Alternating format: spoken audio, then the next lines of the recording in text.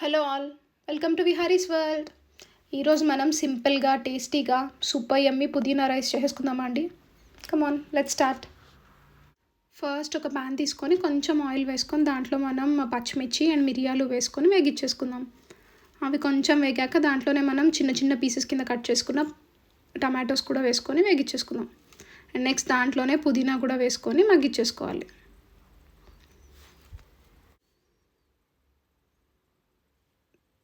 పుదీనా కూడా మగ్గిపోయాక స్టవ్ ఆపేసుకొని అది చల్లారబెట్టేసుకొని మిక్సీ జార్లో వేసుకొని కొంచెం సాల్ట్ వేసుకొని మిక్సీ పట్టేసుకోవాలి. అండ్ నెక్స్ట్ మనం ఒక కడాయి తీసుకొని కొంచెం ఆయిల్ వేసుకొని దాంట్లో జీలకర్ర, శనగపప్పు, మినప్పప్పు అండ్ ఎండుమిర్చి, కరివేపాకు వేసుకొని కొంచెం వేగించేసుకుందాం.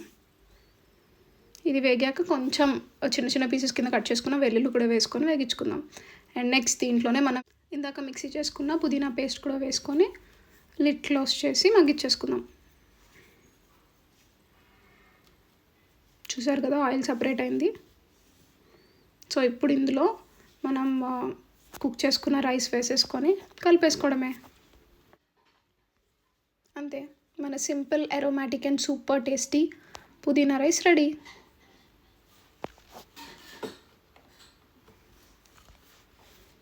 మనం ప్లేట్లో సర్వ్ చేసేసుకోవడం అంతే.